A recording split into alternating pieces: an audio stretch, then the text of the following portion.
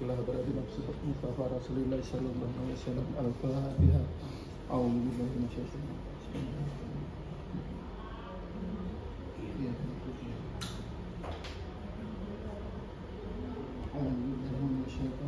Bismillahirrahmanirrahim. Alhamdulillahirabbil alamin. Sallallahu hamdan syakirin hamdan na'imin hamdan yaqina ma huwa yukafi masjidah. Ya Rabbana lakal hamdu kama yanbaghi li jalali wajhikal karim wa 'azimi sultanik. Rabbil firli wal walidayya warhamhuma kama rabbayani saghira. Rabbana zalamna anfusana wa illam taghfir lana wa tarhamna lanakunanna minal khasirin. Allahumma inna nas'aluka salamatan fid din wa afiyatan fil jasadi wa sihhatan fil ilmi wa barakatan fil rizqi wa tawbatan qabla al-maut wa rahmatan lil maut wa maghfiratan ba'dal maut. Allahumma hawwin 'alaina bis sakaratil maut wa najatan minan nar wa laqwan darsal. Allahumma ighfir lil muslimina wal muslimat wal mu'minina wal mu'minat al-ahya'i minhum wal amwat innaka sami'un qarib ya hadir hajat. Sebelum kita mendengarkan pemaparan tentang diseminasi budaya positif dari pemateri, kita berikan waktu kepada kepala sekolah memberikan saran dan arahan sekaligus membuka kegiatan kita pada pagi hari. Pada Pak Budi dipersilakan. Baik, terima kasih Bu Lilis. Assalamualaikum warahmatullahi wabarakatuh. Selamat pagi dan salam sejahtera untuk kita semua. Alhamdulillah di pagi hari ini Allah perkenankan kita untuk bisa melaksanakan program kita bertatap muka dalam kondisi sehat walafiat. Semoga kehadiran Bapak Ibu sekalian ini adalah langkah-langkah kita dalam pola pelayanan di SMK Negeri Pelayaran Kalimantan Samarinda ini, demi terciptanya suasana belajar yang menyenangkan. Terutama ini program dari Kementerian Pendidikan, diantaranya adalah bagaimana upaya-upaya kita dalam menghadapi era saat ini melaksanakan pembelajaran secara efektif, efisien. Bapak Ibu sekalian, kehadiran Bapak Ibu pada saat ini adalah kehadiran yang luar biasa sesungguhnya, karena momentum ini adalah momentum yang sangat penting dalam acara CGP ya, calon guru penggerak kita, Pak Zainal dan Pak Lamidi, yang mendapatkan tugas untuk melaksanakan penularan atau diseminasi. Diseminasi itu ditularkan atau disemaikan ya, boleh dikatakan ditularkan atau disemaikan pemahaman-pemahaman yang beliau berdua sudah peroleh, kemudian disemaikan. Tentu saja nanti ketika disemai nanti ditumbuh kembangkan di sekolah kita tercinta ini. Bapak Ibu sekalian, disampaikan di situ dalam slide-nya adalah tentang masalah budaya positif. Ini nanti kaitannya dengan pemahaman secara psikologis tentang peserta didik kita, bahwa mereka menurut pola asuh saat ini adalah pembelajaran berdiferensiasi. Different itu berbeda. Artinya kita harus menyadari sepenuhnya bahwa memang kita diciptakan manusia sama-sama makan nasi, tetapi memiliki psikologi yang sangat khas yang tidak bisa dipukul rata. Jadi perlakuan kita melihatnya adalah menggunakan kacamata hati, sehingga melihat orang per orang ini berbeda-beda, sehingga perlakuan kita nggak bisa diseragamkan, tidak bisa diseragamkan. Ini pola-pola yang ditanamkan dalam ilmu psikologi pendidikan yang nanti akan disampaikan, yaitu hukum positif ya, budaya positif. Kalau dalam bahasa Pak pelatih ini, Pak Sas dan Pak Eko, reward punishment itu terbiasa Pak ya, terbiasa di lapangan bahwa reward and punishment itu sangat terbiasa diberlakukan dalam pola doktrin atau pembentukan. Dan ini juga disadari bahwa reward and punishment atau hukuman dan penghargaan itu tetap bagus. Namun demikian, bagaimana tata cara pelaksanaan penghukuman dan penghargaan terhadap seseorang? Dihukum tentu saja ketika mereka bersalah, supaya tidak terjadi pengulangan kesalahan itu. Penghargaan bagaimana? Untuk memberikan motivasi supaya mereka yang tadinya semangat semakin bersemangat, yang kurang semangat menjadi bersemangat, menumbuh kembangkan. Tapi ada lagi istilah reward, punishment, and restitusi.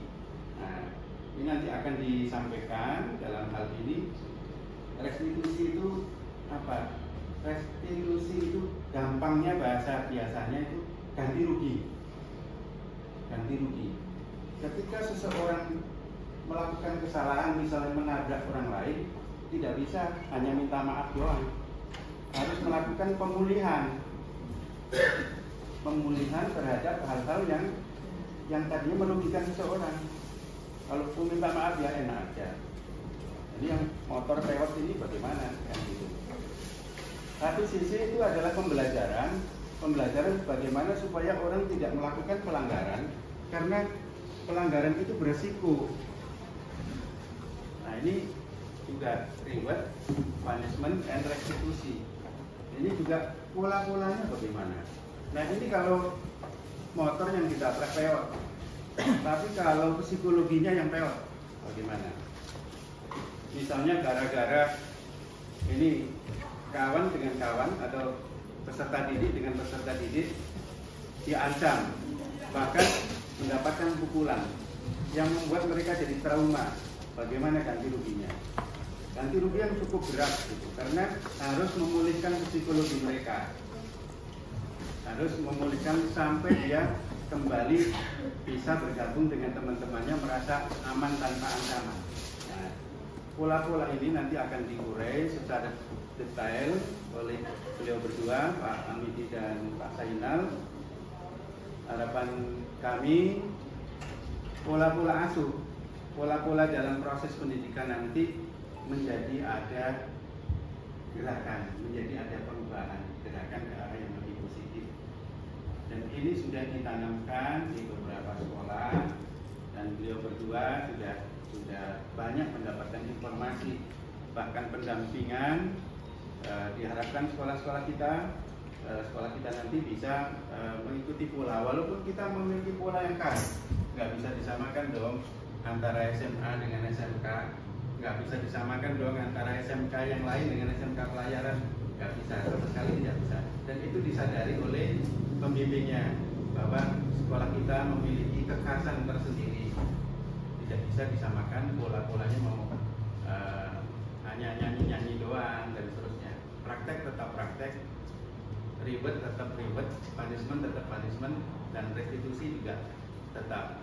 Namun demikian nanti beliau berdua akan mencari pola, bahkan mendesiminasikan pola bagaimana yang kita ambil langkah-langkahnya, dan ini kita perlu menerapkan mulai dari beliau berdua nanti merambah ke semuanya kita, sehingga sekolah kita harapannya walaupun nanti ganti menteri, walaupun ganti presiden, ini diharapkan tetap karena ini adalah sesuatu yang positif dan alamiah sebetulnya. Ya seperti pola Ki Hajar Dewantara dulu. Ing Arsosun Tulodo, ing Madya Mangunkarso, tuturi Handayani. Tetap seperti itu, tetap. Sehingga saya berharap ini nggak akan luntur, biar presiden ganti, menterinya ganti juga tetap. Dan apa yang kita dengarkan waktu masih kecil dulu, masih sekolah dulu, juga masih tetap itu. Dan pola-pola asuh di Indonesia masih seperti itu, bahkan di dunia masih menggunakan pola ini. Saya berharap ini bisa kita laksanakan, tentu saja dengan hati yang terbuka, dengan hati yang lapang, karena sebetulnya ini lebih ke ilmu hati sebetulnya, ilmu hati dalam melaksanakan pendidikan. Karena apa? Melihat kacamata kita ketika menggunakan ilmu ini, melihat anak-anak ini bukan walaupun senakal apapun, semenjengkelkan apapun, itu kita menelusuri hati mereka. Kenapa anak ini bisa seperti ini? Dan seterusnya ada komunikasi-komunikasi yang dibangun, bukan hanya mendengar, bukan hanya melihat, tapi membangun komunikasi sehingga kita bisa memberikan resep, bisa memberikan obat yang tepat untuk anak-anak kita, terutama yang bermasalah. Nah, ini harapannya bisa memberikan obat yang tepat, maksudnya apa? Bisa memberikan perlakuan. Ketika ini anak harus kita hukum, hukuman apa yang paling cocok? Karena mungkin antara A dan B, si A dengan si B, ini beda banget. Beda banget cara melakukan. Ada yang hanya dipelototin aja udah kabut mereka. Tapi ada yang sampai ditempelin masih diulang lagi besok. Nah, ini bagaimana cara perlakuan kita sehingga tepat, resep-resepnya tepat yang kita berikan, langkah-langkahnya tepat, sehingga nanti sukseslah pendidikan yang kita lakukan. Harapannya seperti itu Bapak Ibu sekalian. Ini sekedar awalan, hanya ujung-ujungnya doang, nanti secara detail akan disampaikan oleh Pak Lamidi dan Pak Zainal secara berurutan. Harapan kami ini bukan hanya sekilas pandang, tetapi ini nanti betul-betul kita lakukan langkah demi langkah, sedikit tapi menggigit gitu ya, sedikit tapi terasa gitu harapannya, kayak garam dapur. Harapannya seperti itu, sehingga termasuk jenis sekolah kita yang gurunya hanya sedikit, peserta didiknya sedikit, tapi harapan kita nampak seperti kalau negara Singapura lah ya, kecil mungil tapi didengar di seluruh dunia. Nah, mudah-mudahan kita bisa perlahan-lahan, tapi pasti sampai hari ini kita masih belum mengembangkan atau menambah jumlah peserta didik. Harapannya kita mantapkan dulu langkahnya. Kalau memang udah mantap baru bolehlah ditambah menyesuaikan dengan area, peralatan, sarana prasarana dan guru dan tenaga pendidikan. Terima kasih dan mohon maaf barangkali ada kata yang salah, nanti dibenarkan oleh teman-teman. Saling mengisi ya, saling mengisi. Jangan ragu untuk bertanya supaya kita memiliki persepsi yang sama. Jadi tujuannya pertemuan kita diantaranya adalah melakukan desiminasi dan menyatukan persepsi. Terima kasih kepada Pak Guru yang telah memberikan arahan kita. Ini selanjutnya kita akan mendengarkan sosialisasi determinasi budaya positif. Ini yang pertama disampaikan oleh Mbak Dena. Mbak Dena dipersilakan. Oke, baik, terima kasih Bu Riris sudah memberikan waktunya. Saya akan memaparkan di sini tentang diseminasi budaya positif bersama dengan Pak Lamidi. Dan di tugas ini kami akan membagi dua bagian, ya. Jadi saya yang duluan, habis itu nanti bapaknya seperti itu. Jadi kurang lebih itu 1 jam, mungkin 20 menit seperti itu, ya. Jadi mungkin mulai dari saya. Nah, sebelum saya masuk di materi yang lain Bapak Ibu, mungkin ini ada pertanyaan pemantik, mungkin dibaca dan setuju atau tidak setuju, ya. Jadi itu ada 3 pertanyaan di situ.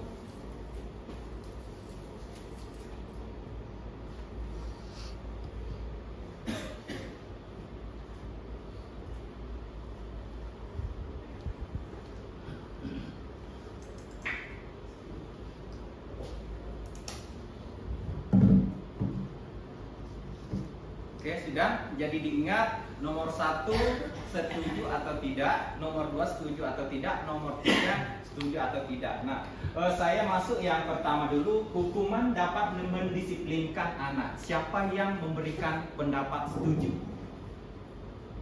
Mungkin dari Bapak, mungkin ada yang berpendapat, silakan. Setuju. Setuju ya? Setuju, katakan setuju. Setuju ya? Oh. Oke, setuju semua ya? Oke. Yang setuju mungkin dari Bu Riris, kenapa dikatakan setuju? Kenapa saya memberikan setuju ya? Tapi saya boleh ya sedikit memperbaiki kata hukuman ya. Waktu saya dulu pernah ikut sosialisasi tentang tidak disiplinan anak itu, kata hukuman itu bisa diganti dengan namanya konsekuensi. Ya, karena kata hukuman itu seolah kelihatan wah gitu, jadi takut gitu. Jadi mereka memberikan saran kata hukuman bisa diganti dengan konsekuensi gitu ya. Jadi saya dapat gitu, atau sanksi gitu ya. Kenapa kita memberikan sanksi? Jangankan di sekolah, di rumah pun kita memberikan sanksi ya kepada anak kita. Tergantung kita memberikan sanksinya. Nah itu apa? Itu termasuk pembelajaran. Oh ternyata kalau saya melakukan seperti ini tidak boleh, itu tidak baik. Nah supaya anak itu berubah pola pikirnya. Kenapa kita memberikan konsekuensi? Saya gitu. Untuk merubah pola pikirnya aja sih. Oh ternyata tidak boleh seperti ini. Saya untuk merubah pola pikir aja anak.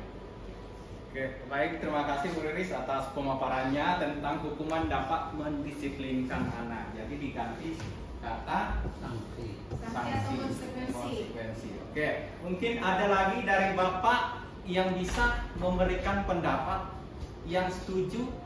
Kenapa? Ada mungkin dari pembina lapangan? Apakah hukuman dapat mendisiplinkan anak? Karena sudah katakan tadi setuju, kenapa? Ya, memang sama dengan Bu Riris yang kita sampaikan juga sama. Memang tujuannya untuk mendidik dan mendisiplinkan. Tanpa ada sanksi, tanpa ada tidak akan bisa berjalan. Oke, itu saja Pak. Ya. Baik, terima kasih Pak atas masukannya atau pendapatnya tentang hukuman dapat mendisiplinkan anak. Mungkin yang lain yang tidak setuju, ada yang tidak setuju atau semua setuju? Setuju ya? Oke, kalau seperti itu kita melangkah di nomor 2. Pemberian hukuman dengan hal positif seperti membaca atau membersihkan halaman sekolah dapat meningkatkan disiplin anak. Setuju tidak? Atau tidak setuju? Setuju. Artinya semua setuju? Nah, oke, karena mungkin sudah Bu Riris tadi mengatakan bahwa saya setuju, mungkin saya lempar ke ibu-ibu yang lain. Kenapa setuju? Mungkin dari Bu Retno. Oh, batuk diulang. Mungkin dari Bu Sumarti, Bu, silakan. Pertanyaan nomor 2, pemberian hukuman dengan hal positif seperti membaca atau membersihkan halaman sekolah dapat meningkatkan disiplin anak. Iya, anak-anak kalau tidak diberikan disiplin, diberikan efek jerah ini, dia akan mengulang. Jadi kalau dia bersalah dikasih sanksi, membersihkan ataupun membaca buku atau menulis apa saja di perpustakaan atau dari wali kelas saya lihat itu membawa tanaman biar ada penghijauan di lingkungan sekolah. Oke, terima kasih Bu. Ya, jadi setuju. Mungkin ada yang tidak setuju dari Bapak Ibu? Setuju semua ya? Setuju. Ya. Nah, jadi seperti yang ibunya saya sampaikan tadi, atau ada pendapat lain? Ada.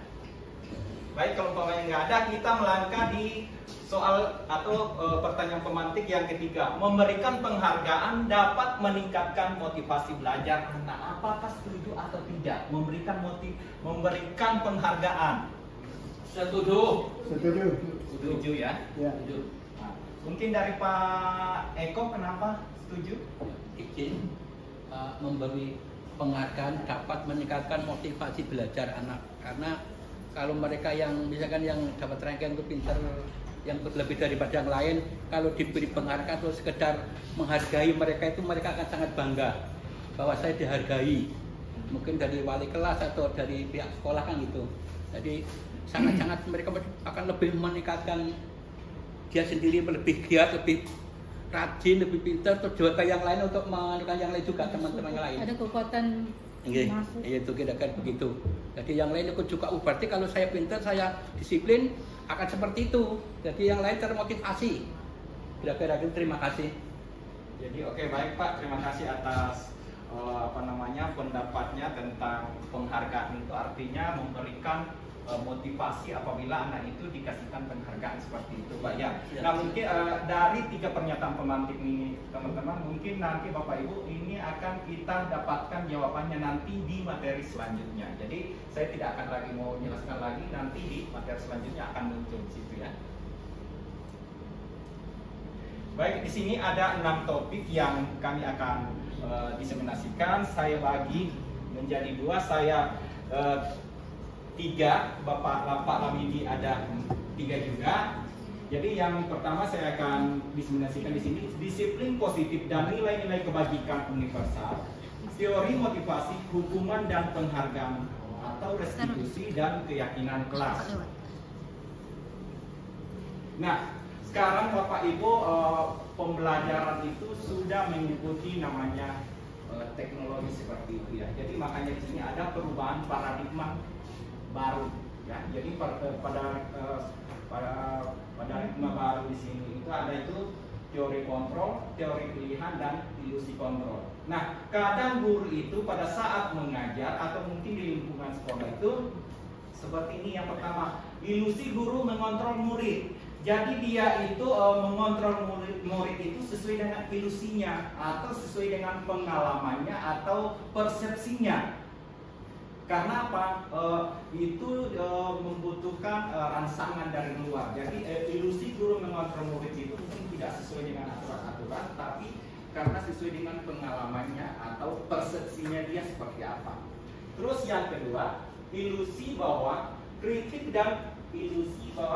dan membuat orang merasa bersalah dapat menguatkan karakter. Jadi kadang kita itu bahwa kita mengkritik itu akan meningkatkan karakter orang itu. Itu benar atau tidak ya, jadi nanti kita lihat. Jadi ilusi bahwa kritik dan membuat orang merasa bersalah dapat menguatkan karakter. Terus yang ketiga, ilusi bahwa semua pengetahuan positif, efektif dan bermanfaat. Jadi kadang kita bahwa apa yang saya sampaikan ini sudah semuanya positif buat orang, tapi belum tentu semua orang itu apa yang kita anggap itu positif, belum tentu semua orang itu katakan positif. Bisa saja orang itu melihat dari sudut pandang yang mana ya. Terus yang keempat di situ, ilusi bahwa orang dewasa memiliki hak untuk memaksa. Jadi karena kita itu kalau sudah dewasa seperti itu, harusnya apa yang kita mau itu sudah yang harus benar. Tapi belum tentu apa yang kita harapkan itu sudah yang benar. Karena kita sudah dianggap orang dewasa seperti itu. Oke? Nah, di sini Bapak Ibu, siapa sesungguhnya yang memiliki kontrol? Nah, di sini adalah stimulus respon. Jadi stimulus atau respon itu adalah komunikasi dasar, reaksi dan respon. Ya, jadi komunikasi stimulus responnya sama teori kontrolnya seperti apa? Nah, seperti yang di sini stimulus responnya, kita mencoba mengubah orang agar berpandangan sama dengan kita. Nah, coba lihat Bapak Ibu situ stimulusnya, kita mencoba mengubah orang agar berpandangan sama dengan kita. Tapi teorinya, kita berusaha memahami pandangan orang lain tentang dunia. Mungkin masih kurang jelas di situ. Coba lihat di poin yang kedua. Perilaku buruk dilihat sebagai suatu kesalahan. Tapi teori kontrolnya, semua perilaku memiliki tujuan. Jadi orang yang melakukan suatu masalah itu pasti dia punya tujuan. Seperti itu. Seperti itu, perilaku buruk dilihat sebagai suatu kesalahan. Teori kontrolnya, semua perilaku memiliki tujuan. Jadi seperti anak-anak kita kemarin yang ada yang bermasalah seperti itu, dia melakukan itu pasti ada tujuannya. Seperti itu. Ya Bapak Ibu ya. Terus yang ketiga, di bawahnya, orang lain bisa mengontrol saya. Itu adalah stimulus responnya. Tapi teori kontrolnya di situ, hanya Anda yang bisa mengontrol diri Anda. Itu. Saya bisa mengontrol orang lain. Terus di sana Anda tidak mengontrol orang lain. Ya Bapak Ibu ya. Pemaksaan ada pada saat bujukan gagal, kolaborasi dan konsensus. Jadi pemaksaan ada pada saat bujukan. Jadi stimulus ini adalah komunikasi dasar. Oh, saya bisa membujuk orang lain. Tapi teori kontrolnya bagaimana? dia mengajak berkolaborasi, biar dia mau dibujuk, tahu berkolaborasi Bapak Ibu ya. Terus apa konsensusnya di situ? Maksudnya konsensus ini adalah frasa atau sebuah kesepakatan bersama yang kita akan jalankan secara bersama-sama seperti itu ya. Terus model berpikir menang atau kalah itu stimulus. Tapi teori kontrolnya apa? Model berpikir menang-menangan. Gitu. Nah, di sini Bapak Ibu disiplin positifnya mungkin saya tidak terlalu banyak berbicara di sini karena kami akan bagi juga nanti. Di sini ada motivasi intrinsik, ada motivasi ekstrinsik, dan teori motivasi, 5 posisi kontrol guru, 5 kebutuhan dasar manusia, segitiga restitusi, dan nilai-nilai kebajikan atau keyakinan kelas. Nah, di sini Bapak Ibu, apa makna disiplin? Berasal dari bahasa Latin yaitu disiplina, yang artinya belajar. Itu seharusnya itu kata dasarnya disiplin itu adalah belajar. Tapi biasanya kita sudah sekarang ini disiplin itu artinya orang yang kita buat aturan dengan orang yang melanggar aturan. Coba kita lihat di situ. Makna asal dari kata ini berkonotasi dengan disiplin diri dari murid-murid Sokrates dan Plato. Jadi ini penemunya. Disiplin diri membuat orang menggali potensinya menuju sebuah tujuan apa yang dihargai. Namun dalam budaya kita, makna kata disiplin telah berubah menjadi sesuatu yang dilakukan seseorang pada orang lain untuk mendapatkan kepatuhan. Artinya kata disiplin itu kita buat itu bagi orang yang tidak mau mengikuti aturan dengan disiplin itu, akhirnya orang itu mengikuti aturan seperti itu. Nah, di sini Bu, Bapak Ibu ada nilai-nilai kebajikan. Nilai-nilai kebajikan adalah sifat-sifat positif manusia yang merupakan tujuan mulia yang ingin dicapai setiap individu. Nilai-nilai tersebut bersifat universal dan lintas bahasa, suku, bangsa, agama maupun latar belakang. Setiap perilaku perbuatan memiliki suatu tujuan. Jadi apa orang yang dilakukan itu pasti dia punya tujuan. Mencuri pun juga pasti dia punya tujuan. Seperti itu Bapak Ibu ya. Atau mungkin ada yang berpendapat bahwa saya melakukan ini tanpa tujuan. Pasti dia melakukan itu karena ada tujuannya seperti itu. Terus dengan mengaitkan nilai-nilai kebajikan yang diyakini si orang, maka motivasi intrinsiknya akan terbangun. Nah, dengan dia melakukan atau nilai-nilai kebajikannya itu, maka nilai-nilai intrinsiknya itu maksudnya gini Bapak Ibu. Intrinsik itu adalah warna-warna yang ada di dalam dirinya tanpa ada rangsangan dari luar. Dan dia itu karena dia punya motivasi intrinsik dalam dirinya itu akan muncul dengan sendirinya, dia akan melakukan seperti itu. Beda kalau umpamanya ekstrinsik itu kan dari luar. Dia mendapat rangsangan dari luar, akhirnya apa? Dia melakukan seperti itu.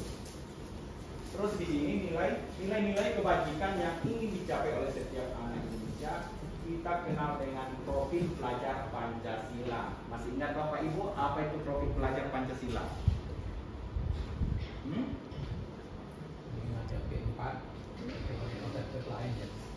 Mungkin yang P4 itu pendidikan moral Pancasila kan? ya, Itu ada penataran juga. Kalau yang tua penataran anak itu pendidikan moral Pancasila P4 itu. Jadi di sini ada Bapak Ibu profil pelajar Pancasila sudah dijelaskan di situ juga. Ada beriman, bertakwa kepada Tuhan Yang Maha Esa dan berakhlak mulia. Artinya anak-anak kita ini diharapkan punya akhlak yang mulia sesuai dengan agamanya masing-masing seperti itu, menjalankan semua perintahnya. Terus yang selanjutnya mandiri. Apa yang dikatakan mandiri? Guru di sini itu memfasilitasi muridnya dalam pembelajaran, tapi murid itu yang mencari. Seperti itu, mandiri. Ya. Bukannya ini nak, ada materi nih silakan dikerjakan. Habis itu kita tinggal. Nah kalau ada yang bertanya bagaimana? Memang sih mandiri, tapi tetap juga guru harus mendampingi seperti itu. Sempat ada yang kesulitan dalam pembelajaran, ya sudah dijelaskan kan seperti itu. Bukan cuma memberikan tugas habis itu kita tinggalkan seperti itu. Terus bernalar kritis. Nah, apa yang dimaksud dengan bernalar kritis di sini Bapak Ibu? Di siswa itu diharapkan misalkan ada suatu masalah, kita serahkan ke mereka itu, dia memecahkan masalah itu dengan memunculkan ide-idenya. Bagaimana saya menyelesaikan masalah itu dan bisa menyampaikan atau berargumen di depan orang atau di depan teman-temannya seperti itu, bernalar kritis. Terus yang selanjutnya berkebinekaan global. Nah sekarang ini kan zamannya teknologi Bapak Ibu, jadi anak-anak kita ini kan walaupun di Samarinda seperti ini, dalam hitungan detik itu sudah bisa tahu apa yang terjadi di luar negeri seperti itu. Nah, berkebinekaan global. Tapi bukan berarti Bapak Ibu bahwa kita anak-anak itu sudah melihat di sana itu semua itu akan diserap. Tetap kita punya juga budaya.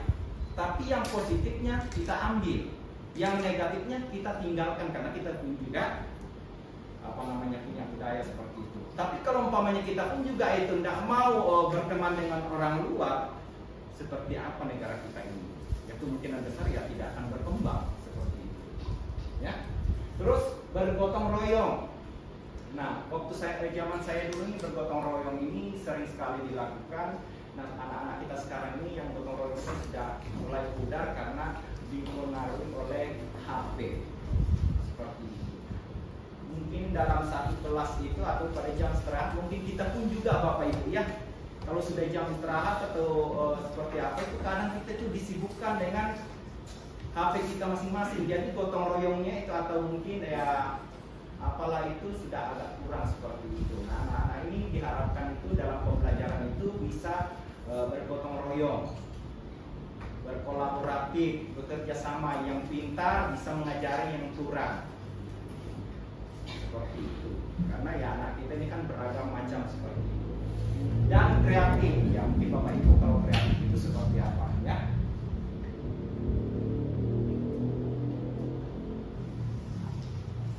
Nah di sini Bapak Ibu teori motivasi perilaku manusia. Nah di situ ada motivasi eksternal atau motivasi dari luar seperti untuk menghindari ketidaknyamanan, hukuman apa yang akan terjadi apabila saya tidak melakukannya.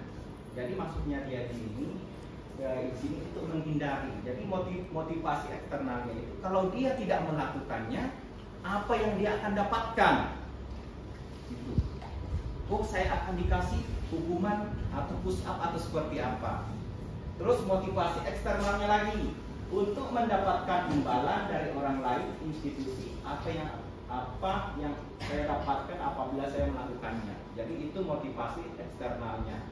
Terus di situ ada motivasi internal atau dari dalam diri kita sendiri untuk menghargai diri sendiri. Tanpa ada motivasi dari luar, itu karena kita dari dalam diri kita itu sudah ada, itu pasti akan terbangun seperti itu.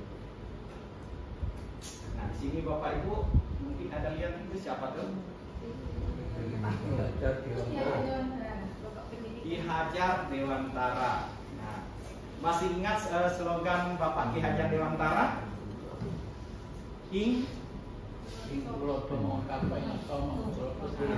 Ingaso Sungtulodo, artinya di depan memberi yang baik, terus di tengah juga jadi percakapan yang bagus, di belakang mendorong yang itu. Jadi di depan atau kita sebagai guru itu harus memberikan contoh atau teladan yang baik. Terus yang kedua, Imadia Mangkarso, yaitu di tengah mengikuti atau diikuti harus yang juga yang baik juga. Oke, jadi di tengah memberikan semangat hati juga motivasi. Tuturi Handayani Mengikuti dari belakang dengan memberi semangat yang melaksanakan yang di depan.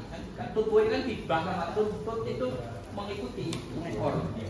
Tuturi mengikuti yang Tuturi Handayani. Oke. Dan mungkin kita di sini Bapak Ibu bahwa kita peserta didik kita itu adalah seperti biji tumbuhan, ya. Jadi murid kita ini Bapak Ibu seperti biji tumbuhan, dan kita adalah guru ini seperti petani. Ya, seperti petani. Maksudnya apa, Pak? Kok dikatakan guru itu seperti petani? Ini ada biji atau bibit tumbuhan. Kita sebagai petani. Nah, biji ini akan kita tanam di tempat atau disemai di sebuah lahan seperti itu. Nah, bagaimana ini kan biji ini kan beragam Bapak Ibu ya. Ada yang besar, ada yang kecil. Pada saat juga tumbuhnya nanti itu akan bervariasi, ada yang cepat, ada yang tidak. Ada yang kurus kan seperti itu. Nah, kita yang sebagai petani tadi, bagaimana biji tumbuhan itu walaupun berbeda-beda bentuk atau mungkin ukurannya berbeda-beda, itu bagaimana itu bisa juga tumbuh walaupun itu ada yang lambat tapi tetap tumbuh seperti itu. Jadi kita memberikan pupuk. Nah, pupuknya yang seperti apa? Kalau kita sebagai guru, Gurunya. ayo, pupuknya yang bagaimana? Misalkan kita sebagai guru nih jadi petani, nah, ya, murid kita itu sebagai bibitnya. Biar tumbuh itu lebih bagus tuh, kita akan berikan apa? Pupuk Korea, Pak. Ya, Korea.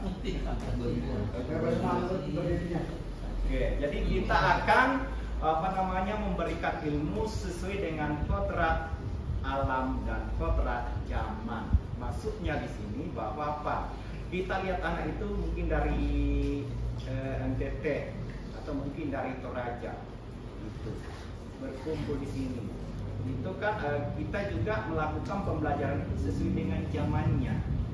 Seperti itu. Jangan kita kayak dulu bahwa apa yang di dalam otak saya itu sudah. Tapi ini kan perjalanannya teknologi ini harus kita mengikuti zaman seperti katanya juga Pak Ki Hajar Dewantara bahwa didiklah anak itu sesuai dengan kodrat alam dan kodrat zamannya. Jadi sesuai dengan keadaannya atau budayanya dimanapun dia belajar seperti itu, tanpa menghilangkan nilai-nilai dari anak itu sendiri atau budaya anak itu sendiri.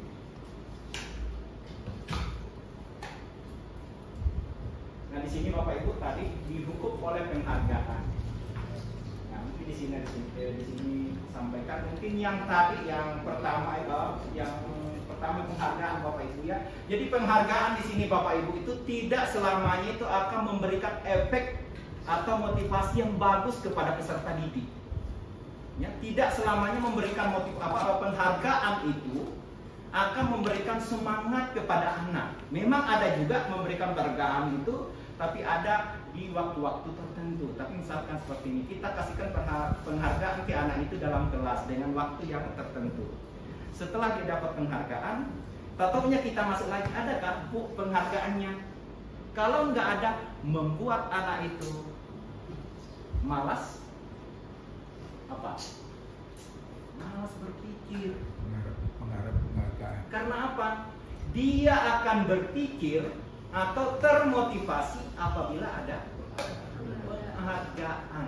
Jadi penghargaan ini ada juga positifnya, ada juga negatifnya menurut saya seperti itu. Nah, di sini pengaruh jangka pendek dan jangka panjang. Jadi itu tadi yang saya sampaikan bahwa apa? Memberikan penghargaan itu bisa saja berpengaruh jangka panjang atau jangka pendek. Terus kedua, penghargaan menghukum. Penghargaan mengurangi ketepatan.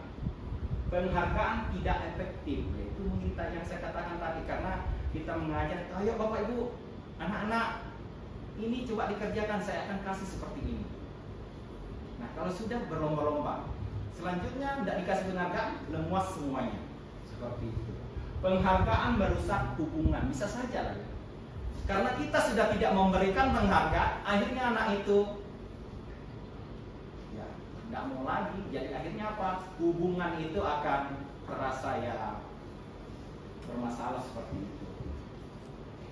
Dihukum oleh penghargaan. Mas ini penghargaan menurunkan kualitas. Benar tak Bapak Ibu? Itu Bisa iya, bisa tidak. ya. Jadi bisa iya, bisa tidak. Bisa kenapa itu bisa menurunkan kualitas? Bisa saja seperti yang sudah saya jelaskan tadi bahwa Pak pembelajaran itu sesaat baru kita kasih penghargaan, karena tidak kita memberikan penghargaan lagi, jadi anak itu tidak termotivasi. Tapi penghargaan yang jangka panjang itu yang itu seperti atlet lah, karena dia sudah memang di situ, jadi mau tidak mau dia tetap berusaha dan berusaha bagaimana dia akan sampai di ujung seperti itu dan mendapatkan penghargaan, jadi termotivasi kan seperti itu. Terus penghargaan mematikan kreativitas, benar nggak Bapak Ibu? Enggak, penghargaannya ini dalam bentuk apa dulu? Materi, uang, apakah yang lain? Kalau kita di sini penghargaan itu undian, kayak undian dapat hadiah kali gitu. Kalau kita di sini penghargaan yang sering kita dapatkan ini adalah beasiswa, hadiah. Jadi motivasi untuk naik ada, belajar ada. Contoh kelas 1 sampai kelas 3. Ada lagi yang mau ikut UKP karena dikasih penghargaan di luar dari yang ini tidak boleh dapat itu. Ya kan, contohnya kemarin mau ikut UKP tidak masuk, kreativitasnya akan naik. Adalah ikut mandiri, tambah naik lagi. Kalau penghargaan yang mana dulu, supaya mematikan kreativitas dan menurunkan kualitas. Kalau kita tidak, karena nyata penghargaan kita ada tiap tahun. Ini lagi diusung lagi ini, mudah-mudahan semua dapat. Oke. Ya itu, kalau kami ya, kalau mungkin di luar dari nalar yang lain mungkin penghargaan yang mana dulu. Oke, baik Pak, terima kasih atas masukannya. Jadi penghargaan yang mana dulu? Seperti yang saya sampaikan tadi, bahwa misalkan kita dalam pembelajaran nih, ini ada tugas nih, kita kasih. Ayo, siapa yang bisa dapat misalkan permen lah seperti itu. Itu ya Pak ya. Nah, kalau sudah tidak ada permen, anak ini pasti tidak akan berusaha lagi.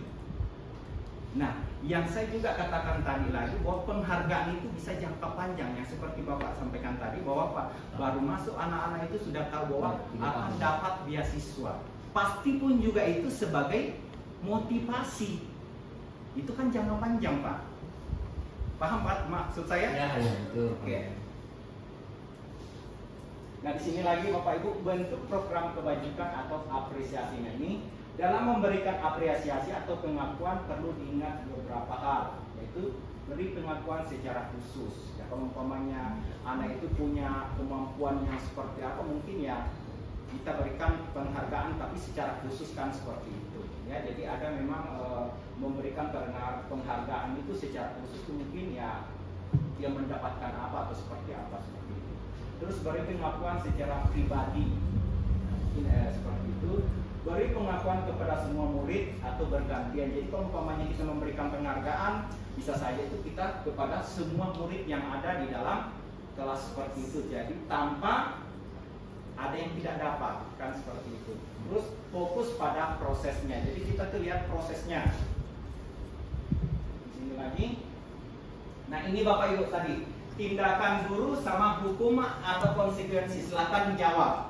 Di sini mencatat 100 kali di dalam buku kalimat, saya tidak akan terlambat lagi karena terlambat ke sekolah. Apakah hukuman atau konsekuensi? Konsekuensi. Jadi ingat Bapak Ibunya, itu mencatat 100 kali di dalam buku kalimat. Biasanya kan kita ini kayaknya pernah saya dengar itu, siapa tuh gurunya itu mensuruh anak-anak itu mencatat sampai berhalaman-halaman seperti itu. Apakah itu hukuman atau konsekuensi? Kalau 100 itu hukuman. Kalau dari 100 itu konsekuensi.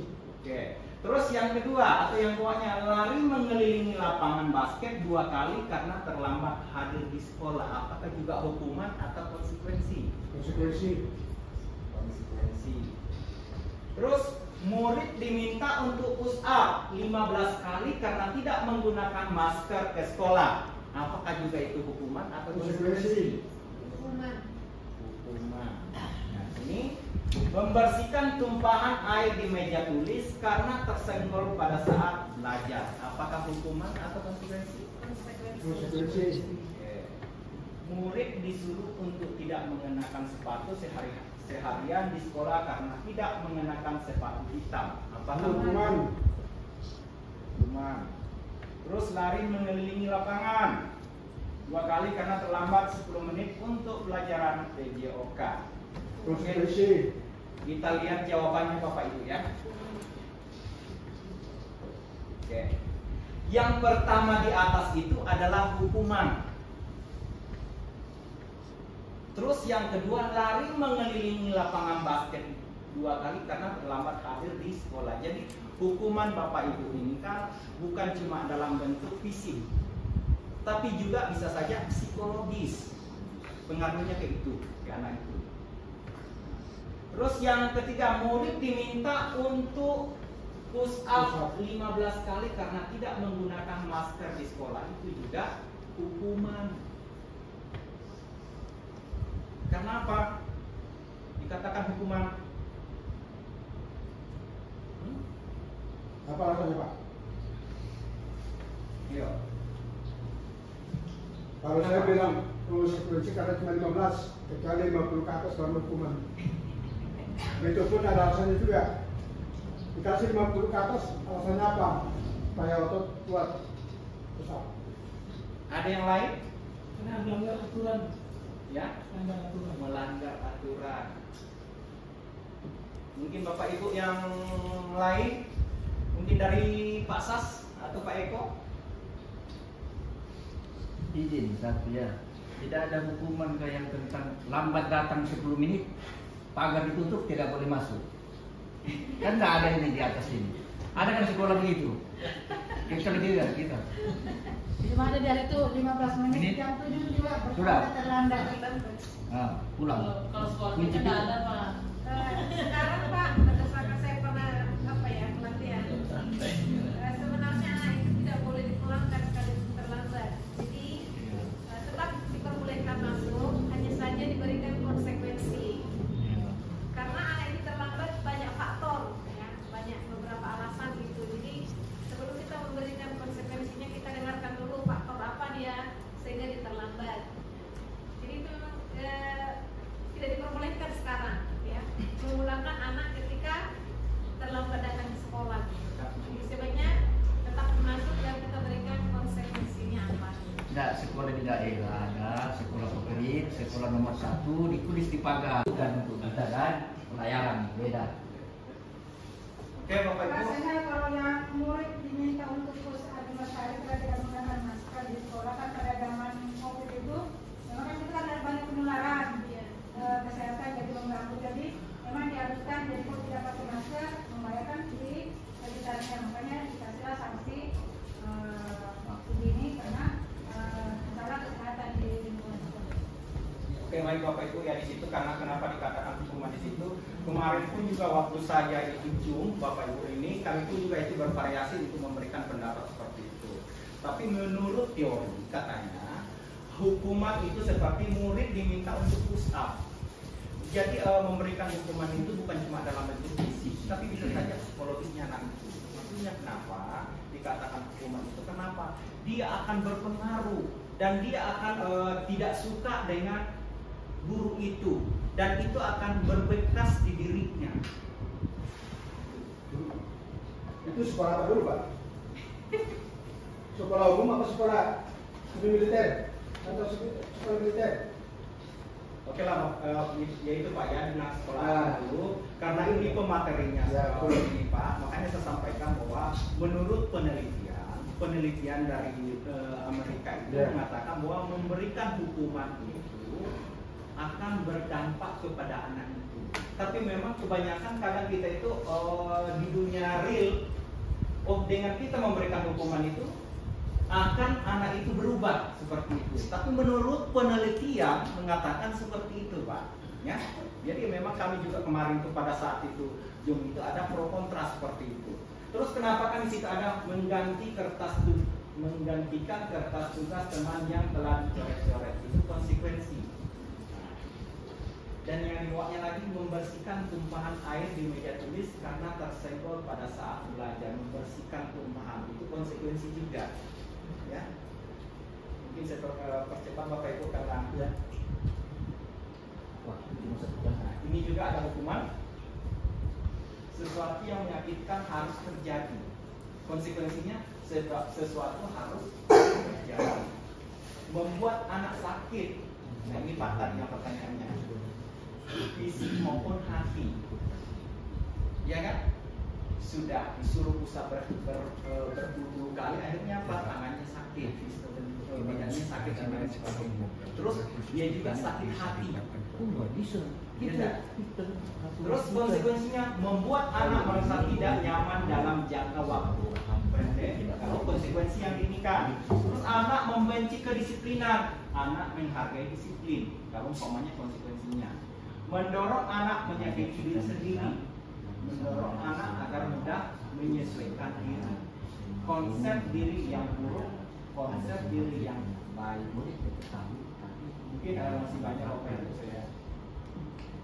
Apa itu restitusi? Restitusi adalah proses menciptakan kondisi bagi murid untuk memperbaiki kesalahan mereka sehingga mereka bisa kembali pada kelompok mereka. Jadi mungkin ini Bapak Ibu restitusinya nanti mungkin akan Pak Ramzi lebih perjelas lagi karena berbicara tentang restitusi segitiga. Nah, ciri-ciri restitusi.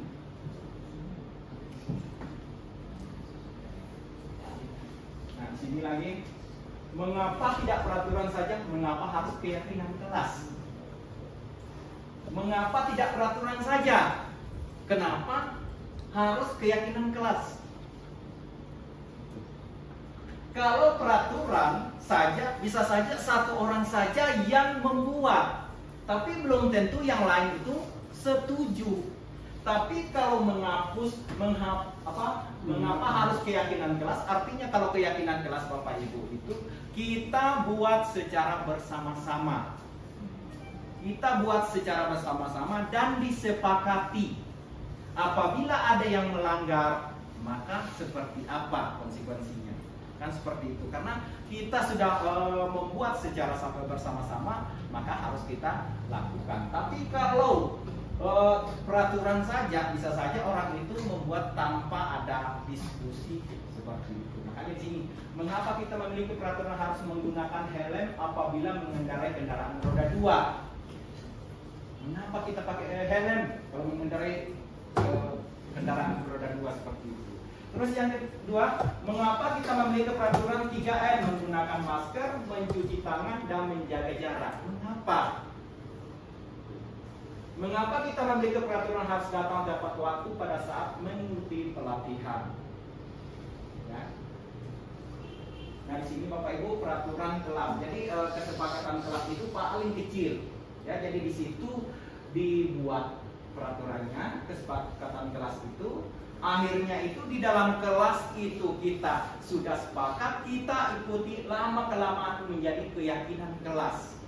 Setelah jadi keyakinan kelas, membesar menjadi lingkungan yang positif. Setelah sudah menjadi lingkungan yang positif, bisa saja keluar itu jadi orang-orang yang mengikuti aturan atau menjalankan aturan-aturan yang ada.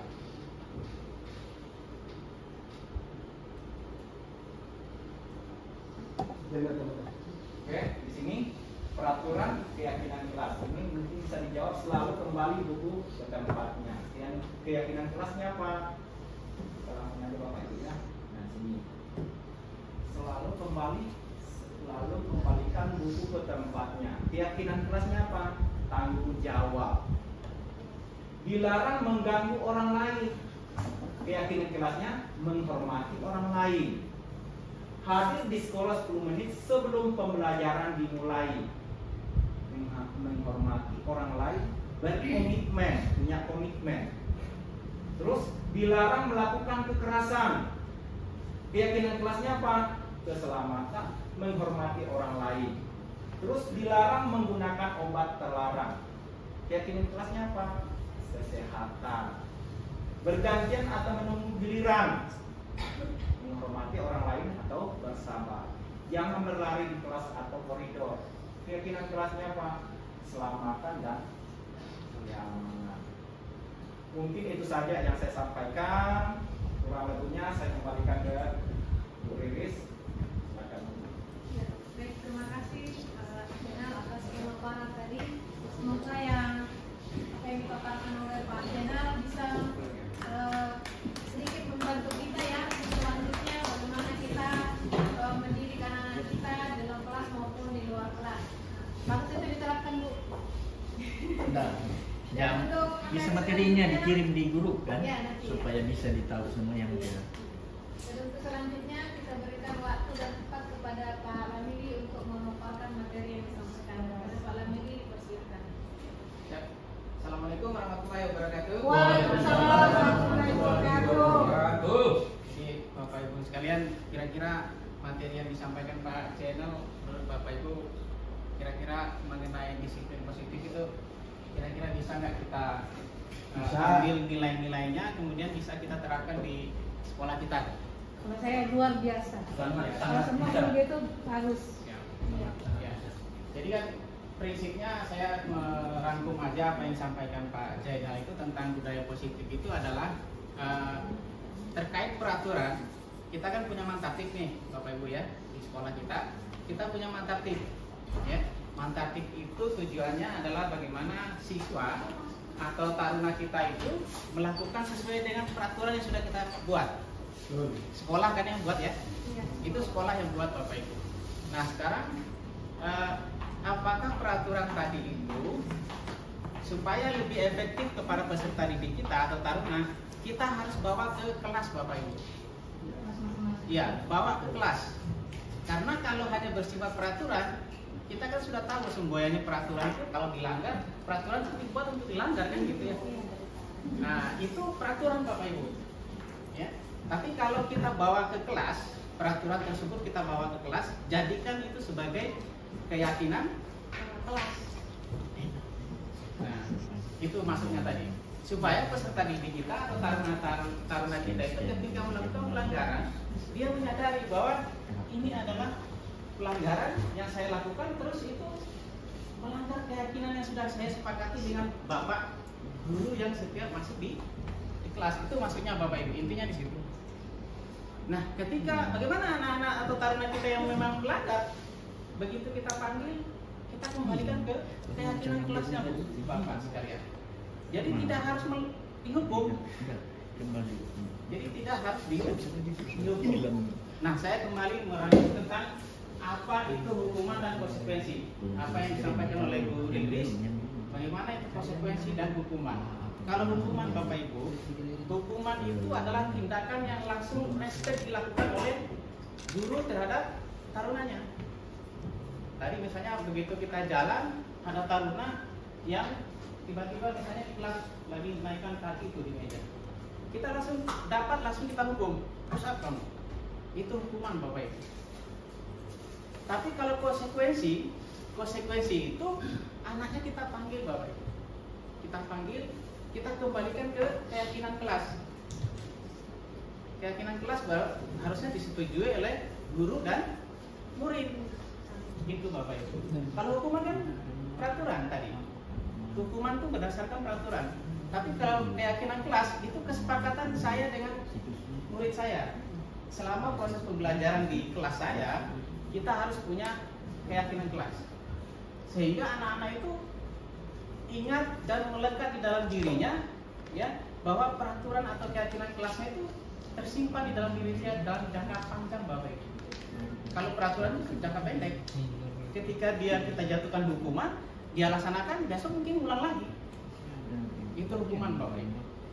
Tapi kalau konsekuensi, ya konsekuensi itu kita panggil anaknya, ya kita gali potensi dirinya.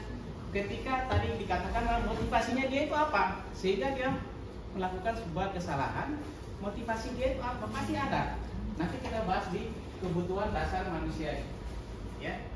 Oke, Bapak Ibu, saya akan lanjutkan materi ini. Bisa dilanjutkan Bapak Ibu kira-kira? Oke, siap. Ya. Siap. Kebutuhan dasar manusia dan dunia berkualitas. Ya. Nah, ini Bapak Ibu ya, kaitan dengan kebutuhan dasar manusia. Kita semua pasti punya kebutuhan ini Bapak Ibu ya. Pasti punya ini. Kasih sayang dan rasa diterima, kemudian penguasaan, ada kebebasan, kemudian kesenangan dan bertahan di hidup. Ini semua orang pengen Bapak Ibu sekalian. Ya, ini kebutuhan kita Bapak Ibu. Nah, kalau kita kembalikan ke taruna kita nih, mau, mereka pasti punya ini, Bapak dan sekalian, ya, punya kasih sayang dan rasa diterima. Ya, kita juga sebagai guru juga pengen kedekatan kita dengan taruna itu adalah bentuk dari kasih sayang dan rasa diterima. Dimanapun kita posisi, kita pasti harus diterima dengan orang. Kita harus sosialisasi kita dengan siapapun, rasanya kita harus diterima, gitu ya. Penguasaan, kemudian bertahan hidup. Untuk bertahan hidup, Bapak Ibu kan, ini kebutuhan kita adalah pengen sandang, pangan, ya, makan, itu kebutuhan bertahan hidup. Ya. Kita pasti akan mencari tentang bertahan hidup ini. Kalau kesenangan Bapak Ibu pasti kita harus selalu happy lah, ya. Dimanapun dimana tempat kita bekerja dengan siapapun, ya semua harus dalam kondisi yang senang. Tidak mungkin kita sedih terus di situ ya. Berarti kita bukan kebutuhan itu. Oke. Kemudian kebebasan kita adalah kebutuhan manusia untuk bisa beride atau berkreasi, ya, punya inovasi yang cukup dan bisa disalurkan, ya, itu kebebasan. Nah, Bapak Ibu, ini ada beberapa pertanyaan, ya, pernyataan ini nanti apakah ini masuk dalam kebutuhan manusia. Nah, misalnya nih, aku hebat kan, bisa bikin ibu guru kejar aku, ya. Ini sesuai dengan di materi restitusi itu nanti akan ada ilusi seperti ini, sehingga ini masuk dalam kebutuhan sesuai yang ada di sini, Bapak Ibu, gitu ya. Nah, itu ilustrasinya seperti itu. Nah, kira-kira kalimat ini atau pernyataan ini, aku hebat kan bisa bikin ibu guru kejar aku. Ini diilustrasikan bahwa ada murid yang sedang lari-lari gitu ya, kemudian dikejar sama gurunya gitu ya. Nah, ketika dia dikejar sama gurunya, anak ini bertanya, aku hebat kan bisa bikin ibu guru kejar aku gitu. Nah, ini kebutuhannya apa? Penguasaan. Ya, seperti itu kurang lebih. Nanti ini akan terjawab ya. Kemudian aku bosan belajar mewarnai terus di dalam kelas. Kebebasan. Ya. Karena kebutuhan manusia itu harusnya kita bisa menjawab apa sih kebutuhan anak-anak itu pada saat muncul ini. Ya. Muncul pernyataan-pernyataan seperti ini di dalam kelas kita, Bapak Ibu. Sadar atau tidak pada saat kita mengajar itu, anak-anak misalnya ngobrol sendiri, pada saat kita sudah menyampaikan materi 10 menit setelah itu, anak-anak itu sudah hilang fokusnya itu. Ya. Oke. Berikutnya, ibu guru tidak menyapaku hari ini, padahal aku pakai jepit rambut baru. Sebelumnya rambutnya masih saya. Ya. Kurang lebih seperti itu, Bapak Ibu ya. Nah, berikutnya, ibu guru bilang, aku tidak boleh bersenandung sewaktu mengerjakan tugas. Katanya kelas harus tenang, tidak ada suara. Kan enggak seru jadinya, katanya kenapa? Kebebasan atau kesenangan boleh. Oke. Aku bosan, masa belajarnya cuma gitu-gitu aja, dengarin ibu guru aja, kesenangan. Ya, gitu ya. Ibu kejar aku karena ibu guru sayang aku.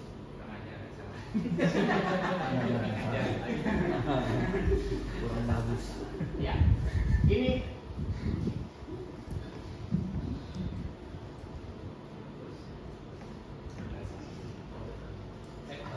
ya, oke. Ini penguasaan, ya. Kalau yang ini bosan belajar mewarnai itu kebebasan. Ibu guru menyapa aku hari ini pada itu cinta dan kasih sayang. Ibu guru bilang senang sewaktu mengerjakan tugas itu adalah kebutuhan kesenangan. Aku bosan, berarti dia kebebasan. Kemudian ibu kejar aku itu cinta dan kasih sayang. Ini kebutuhan ibu Bapak Ibu. Sadar atau tidak sadar kita di taruna kita itu kadang kita sering melupakan itu ya. Artinya begitu saya masuk kelas sama dantonya siapkan ya. Setelah itu matanya melotot tuh ke gurunya, ya. Untuk kebebasan. Iya. Begitu ya. Nah, pada prinsipnya Bapak Ibu, disiplin positif itu ya di kelas dengan di lapangan itu tidak harus sama ya. Di lapangan Pak Eko, Pak Sas tetap melakukan sesuai dengan aturan, tapi begitu di kelas, peraturan kelas lah yang harus diterapkan. Sehingga anak-anak itu merasa dirinya sesuai dengan posisinya. Pada saat dia di kelas, ya dia di kelas. Tapi ketika dia di kelas, di lapangan, dia harus bersikap seperti taruna sesuai dengan disiplin yang sudah kita bentuk di sini. Gitu ya maksudnya. Oke, lanjut. Posisi kontrol. Melalui serangkaian riset yang didasarkan oleh teori kontrol Dr. William Glasser, Diana Gosen berkesimpulan ada 5 posisi kontrol, yaitu posisi kontrol itu adalah yang pertama penghukum, pembuat rasa bersalah, sebagai teman, sebagai pemantau, dan sebagai manajer. Jadi kita guru ya harus memiliki 5 posisi kontrol ini ketika kita sebagai, apakah kita sebagai penghukum ya, kita guru, apakah kita sebagai penghukum, pembuat bersalah, ataukah kita sebagai teman, atau pemantau, atau sebagai manajer. Oke, lanjut ya. Sebagai penghukum, penghukum bisa menggunakan hukuman fisik atau verbal. Verbal itu berarti bisa ya ucapan langsung ya. Kemudian orang-orang yang menjalankan posisi penghukum senantiasa mengatakan bahwa sekolah memerlukan sistem atau alat yang dapat lebih menekan murid lebih dalam lagi. Penghukum Bapak Ibu. Oke. Oke, keren Pak. Oke. Jadi penghukum ini selalu memerlukan sistem atau alat yang lebih menekan kepada ya, namanya juga penghukum Bapak Ibu. Ya, kalau kita sebagai penghukum ya menjadi penghakim begitu di depannya. Ya, ada guru yang menerapkan posisi penghukum selalu akan berkata patuhi aturan saya atau awas. Nah, selalu begitu. Itu posisinya adalah sebagai penghukum. Kamu selalu saja salah. Ini yang selalu yang akan dilemparkan ke anak-anak. Selalu, pasti selalu yang terakhir selesai. Nah, terus ya. Kalau dia sebagai penghukum. Ya. Kita lanjut yang kedua. Bagaimana kalau guru sebagai pembuat merasa bersalah? Ya. Posisi biasanya guru akan bersuara lebih lembut. Membuat rasa bersalah akan menggunakan keheningan yang membuat orang lain merasa tidak nyaman, bersalah atau rendah diri. Contohnya adalah ibu sangat kecewa sekali dengan kamu. Nah, ini biasanya yang mengeluarkan kata-kata ini berarti dia adalah membuat merasa bersalah. Berikutnya, berapa kali Bapak harus memberitahu kamu? Biasanya kalau kita marah sama anak-anak kan biasanya keluar tuh bahasa-bahasa seperti itu ya. Nah, Bapak Ibu sebetulnya pekerjaan ini udah sering lah ada sering kita buat dengan anak-anak. Tapi kita nggak tahu posisi kita itu sebagai apa. Kita kan cuma tahunya mengeluarkan kata-kata aja pada kita tidak tahu posisi kita pada saat itu sebagai apa gitu. Ya. Nah, ini kita di sini disampaikan seperti itu Bapak Ibu ya. Kemudian gimana coba? Kalau orang tua kamu tahu kamu berbuat begini seperti apa? Itu pasti keluar ketika seorang guru sebagai pembuat merasa bersalah. Seperti itu ya. Oke. Bagaimana di posisi ini murid akan memiliki penilaian diri yang buruk tentang diri mereka. Pada saat kita mengeluarkan kata-kata ini Bapak Ibu, murid itu taruna kita akan menilai diri yang buruk tentang diri mereka sendiri. Itu psikologisnya itu akan mengatakan bahwa berarti saya ini buruk gitu. Ketika kita melemparkan bahasa itu, murid merasa tidak berharga dan telah mengecewakan orang-orang yang disayanginya. Ya, ini dampaknya Bapak Ibu ya. Ketika kita bersifat sebagai pembuat merasa bersalah, murid seperti ini jadinya. Ya, oke. Saya lanjutkan. Bagaimana posisi kita ketika menjadi teman? Ya, ini biasanya sudah nggak asing lagi bagi kita sebagai guru, pasti pengen siswa atau taruna kita itu udah jadikan teman lah, biar enak mau komunikasi dan sebagainya. Oke. Posisi ini tidak akan menyakiti murid, namun akan tetap berupaya mengontrol murid melalui persuasi. Posisi teman pada guru bisa negatif atau juga bisa positif. Positif di sini berupa hubungan baik yang terjalin antara guru dan murid. Itu posisi positifnya. Guru di posisi teman menggunakan hubungan baik dan humor untuk mempengaruhi seseorang. Mereka akan mengeluarkan kata-kata seperti ini. Ayo bantulah ini Bapak ya. Ya. Ketika kita mengeluarkan ini, berarti kita memposisikan diri kita sebagai teman. Oke. Ayo ingat, tidak bantuan Bapak selama ini. Ayo ingat, tidak bantuan Bapak selama ini. Ya, seperti itu. Karena kan teman. Ya, kita akan namanya teman itu pasti apapun kebutuhannya dia, kita pasti akan kasih berikan. Tapi ketika dia masih tetap melakukan itu, berarti kita tidak lagi memberikan kebutuhannya itu. Maka yang keluar adalah, ayo ingat tidak bantuan Bapak selama ini, gitu ya, Bapak Ibu ya. Oke, ya sudah, kali ini tidak apa-apa, nanti Ibu bantu bereskan. Wah, gampang ya. Masalahnya dia, karena kita sebagai teman, masalahnya dia kita akan bereskan. Nah, oke. Hal negatif dari posisi teman adalah bila suatu saat guru tersebut tidak membantu, maka murid akan kecewa dan berkata, saya pikir Bapak atau Ibu teman saya. Bisa ya Bapak Ibu ya? Ini teman Bapak Ibu. Ternyata teman itu bisa negatif Bapak Ibu. Itu masalahnya. Ya. Dari posisi teman, bila suatu saat guru tersebut tidak membantu, ya, maka murid akan kecewa dan berkata nih, saya pikir Bapak atau Ibu teman saya. Kan gitu ya. Ketika kita kecewakan orang lain, wah teman apa itu? Pasti kita akan terbesit di dalam benak kita ketika teman kita tidak bantu lagi kita. Pasti kita sedikit kecewa tuh. Ya. Ini posisi sebagai teman. Berikutnya, murid merasa dikecewakan, tidak mau lagi berusaha.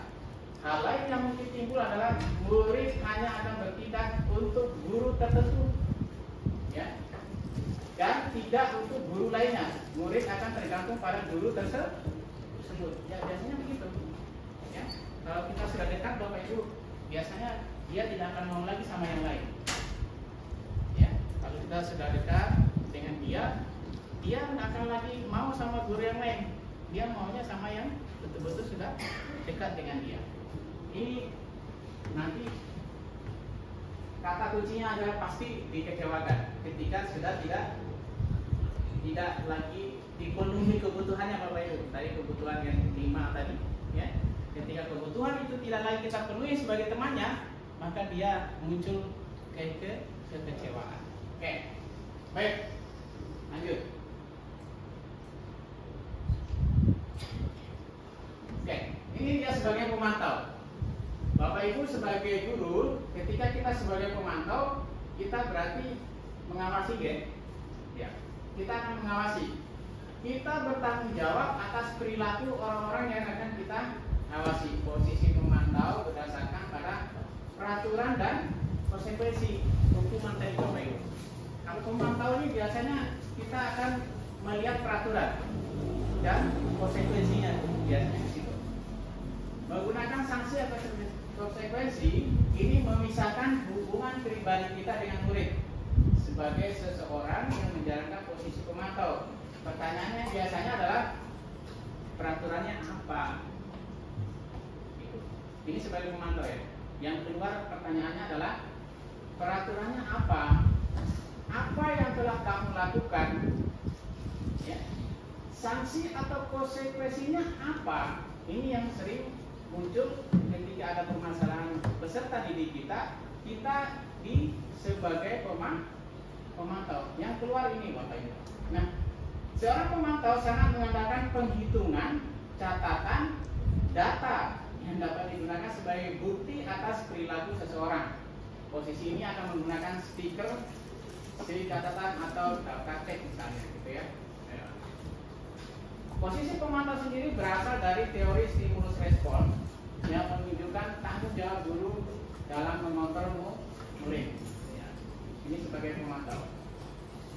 Berikutnya, posisi yang kelima adalah sebagai manajer. Ini guru berbuat sesuatu bersama dengan murid. Nah ini Bapak Ibu ya. Kalau sebagai manajer, mempersilahkan murid mempertanggungjawabkan perilakunya Bapak Ibu, mendukung murid agar dapat menemukan solusi atas permasalahannya sendiri. Manajer ini Bapak Ibu, ya. Jadi kalau kelima, posisi kontrol kita sebagai guru, di manajer inilah nanti yang akan menyelesaikan semua permasalahan pada peserta didik kita. Seorang manajer telah memiliki keterampilan posisi teman maupun pemantau. Manajer itu sudah termasuk di dalam dua posisi kontrol lainnya, yaitu sebagai pemantau dan juga sebagai teman. Oke. Pak, saya izin dulu Pak. Boleh. Sekolah penerapan. Terima kasih. Seorang namun bila kita menginginkan murid kita menjadi manusia yang merdeka, mandiri dan bertanggung jawab, maka kita perlu mengacu kepada restitusi. Ya, kembali lagi ke restitusi tadi disampaikan Pak Jainal ya. Restitusi itu jalan keluarnya Bapak Ibu. Kita cari jalan keluar dari permasalahan yang terjadi.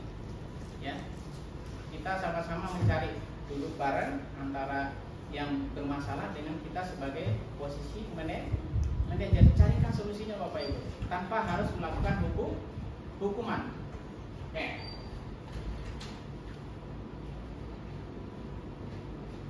Restitusi yang dapat menjadikan murid kita seorang manajer bagi dirinya sendiri. Nah ini Bu, harusnya kita lakukan itu dengan restitusi tersebut.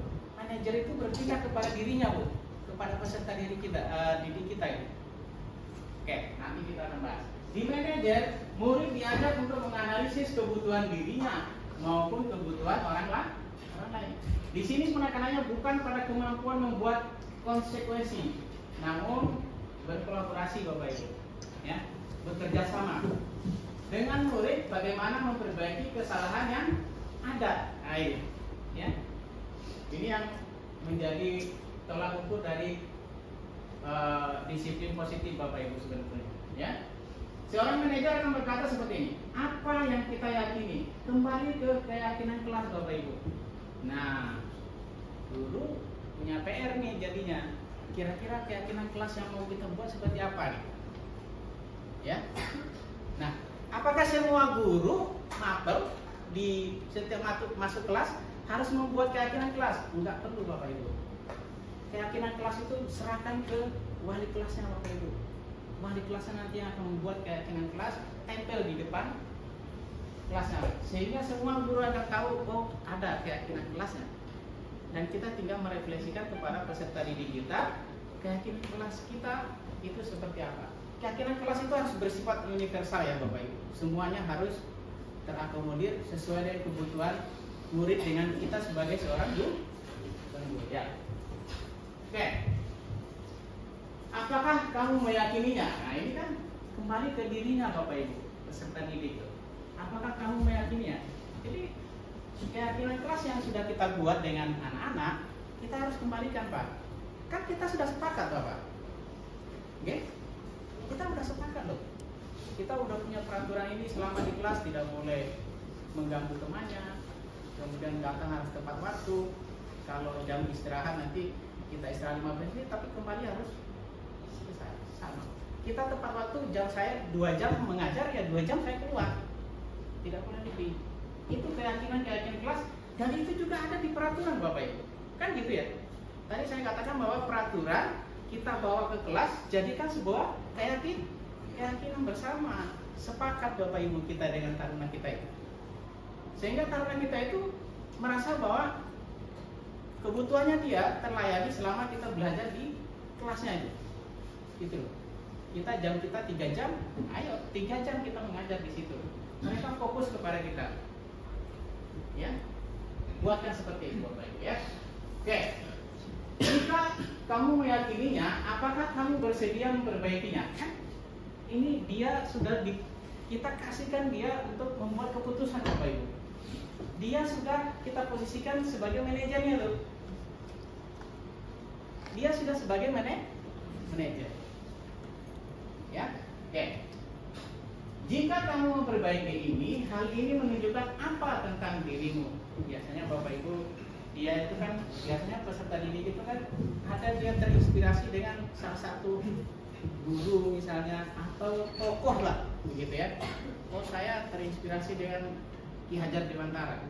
Misalnya peserta didik kita kalau kita bisa sering sharing bertanya, nah kalau Ki Hajar Dewantara itu harusnya seperti apa? Kan gitu ya. Maka dia kembali ke situ Bapak Ibu. Tokoh yang dia idamkan itu harusnya kan dia senangin itu. Kembalikan ke situ Bapak Ibu, supaya dia kembali lagi ke posisi dia sebagai seorang murid yang bisa menerapkan disiplinnya. Berikutnya, apa rencana kamu untuk memperbaiki hal ini? Nah, kan kita ajak anak kita itu, peserta didik kita itu, kita ajak supaya kita sama-sama cari solusi Bapak Ibu atas masalah yang sudah dia lakukan, kesalahan yang sudah dia perbuat, tanpa kita harus menghukum Bapak Ibu. Lanjut ya? Oke, siap.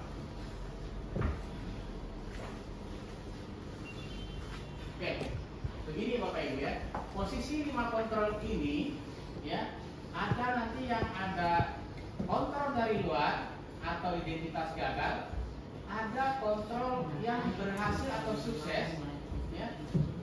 Kemudian kontrol diri. Di sini juga bisa berhasil dan sukses. Nah, apa yang gagal? Yaitu menghindari hukuman Bapak Ibu. Tadi yang sudah kita bahas bersama bahwa ada penghukum, kita sebagai guru sebagai penghukum atau membuat orang merasa bersalah. Ini tujuannya sebenarnya motivasinya adalah menghindari hukuman Bapak Ibu. Bagaimana?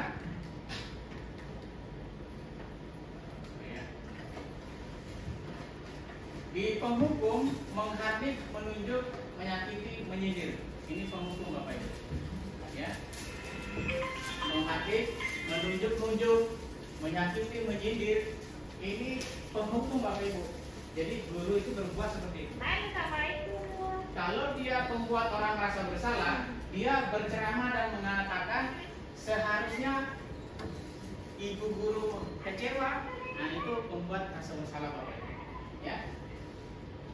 Kemudian kalau kamu tidak melakukan, awas ya, rasakan. Biasanya seperti itu ya. Ya, itu sebagai penghukum Bapak Ibu. Kemudian kamu seharusnya sudah tahu, ibu boleh sekali mengatakannya, ya atau ibu stres. Ya, ini kategorinya adalah membuat merasa bersalah dan dia berkata seperti itu. Hasilnya apa Bapak Ibu? Memberontak, ya, menyalahkan orang lain. Dia bisa berbohong Bapak Ibu. Kategori penghukum. Ya. Berikutnya, kalau membuat orang bersalah, hasilnya adalah menyembunyikan, menyangkal, bisa berbohong Ibu. Ya, ini sesuai dengan teori yang memposisikan kontrol seorang guru. Nah, kaitan dengan dunia berkualitas biasanya adalah murid meletakkan guru di luar dunia berkualitas. Ya. Kemudian yang membuat merasa bersalah, murid meletakkan guru di dalam dunia berkualitas, di dalam, bukan di luar. Oke? Kemudian nanti apa kata muridnya? Ah, biarkan saja, nanti juga marah-marah lagi. Nah itu, ya. Ini sebagai penghukum Bapak Ibu. Ketika sebagai penghukum, anak itu akan berkata dalam dirinya bahwa biarkan saja, ya. Nanti juga dia marah-marah, ya nanti marah-marah lagi gitu. Ya, artinya apa? Dia berbuat hati Bapak Ibu. Dia tidak sadari di dalam dirinya itu atas apa yang dia perbuat, kesalahan yang dia lakukan, itu dia tidak sadari dalam dirinya sendiri. Bukan karena faktor intrinsiknya, tapi dari ekstrinsik. Dampak pada muridnya apa? Mengulangi kesalahan Bapak Ibu. Ya, sudah pasti. Ya, ini menurut teorinya seperti itu.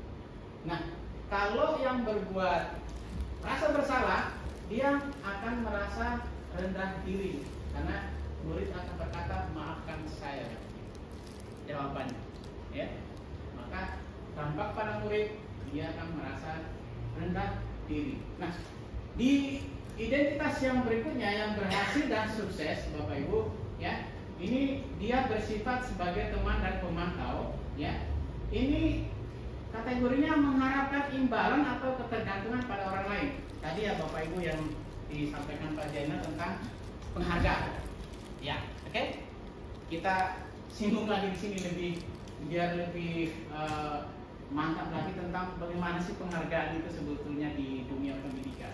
Nah, guru selalu berkata sebagai teman membuat alasan-alasan untuk muridnya. Kalau dia sebagai pemantau menghitung dan mengukur. Kemudian kalau guru berkata, ayolah lakukan demi ibu, gitu dia bahasanya. Ya. Kemudian masa kamu tidak mau? Ingat tidak, ibu pernah bantu tadi sebagai teman ya. Oke. Kalau dia sebagai pemantau, apa peraturannya? Gitu ya. Kemudian hasilnya bagaimana Bapak Ibu? Muridnya ketergantungan Bapak Ibu. Tadi penghargaan, punishment, and reward itu sifatnya nanti akan ketergantungan. Pemantaunya bagaimana? Menyesuaikan diri bila diawasi Bapak Ibu. Anak-anak kita itu kalau kita awasi ada Pak Eko, ada Pak Sas di depan anak-anak siap. Tapi kalau enggak, ya. Nah, itu maksudnya yang harusnya ketika mereka sudah terbentuk melalui kegiatan pada pintar, mereka harus cakap panjang Bapak Ibu. Dari selesai pada pintar kelas 1, 2, 3 itu harusnya konsisten terus. Jangan nanti sampai 1-2 bulan setelah itu buyar itu masalah peraturan apa dan sebagainya. Berarti sifatnya hanya jangka pendek Bapak Ibu. Begitu guys? Lanjut. Sekarang kita ke identitas yang lebih berhasil lagi. Ketika kita berposisi sebagai manajer, dia akan menghargai diri sendiri, ya. Mengajukan pertanyaan-pertanyaan. Biasanya guru seperti itu. Kalau dia sebagai manajer, mengajukan pertanyaan-pertanyaan Bapak.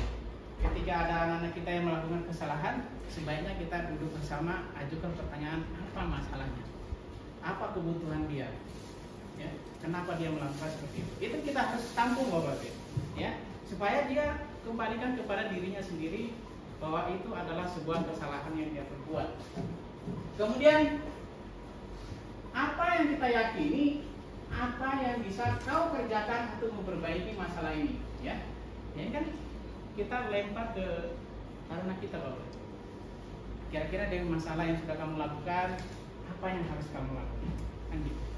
Kembalikan lagi ke keyakinan kelasnya, kembalikan ke peraturan kita lagi Bapak Ibu. Oke. Kemudian hasilnya apa? Menguatkan pribadi Bapak Ibu. Jadi kita saling menguatkan berdasarkan peraturan dan keyakinan kelas serta kesalahan-kesalahan yang sudah dilakukan oleh peserta didik kita. Kaitan dengan dunia berkualitasnya adalah meletakkan dirinya sebagai individu yang positif dalam dunia berkualitas. Okay. Kemudian murid berkata, bagaimana caranya saya bisa memperbaiki keadaan? Biasanya munculnya seperti itu Bapak Ibu. Anak-anak begitu kita lempar pertanyaan, dia akan berpikir dengan sendirinya bahwa saya harus berbuat apa nih? Kira-kira solusinya nih apa nih? Kan gitu. Jangan kita yang kasih solusi Pak. Kalau gitu kamu harus ini wah, gitu. Tapi ayo dari kamu sendiri itu mau memperbaiki kesalahan itu apa yang harus kamu lakukan? Gitu Pak maksudnya.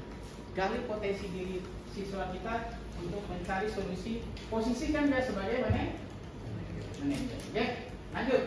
Bagaimana caranya saya bisa memperbaiki keadaan? Oke.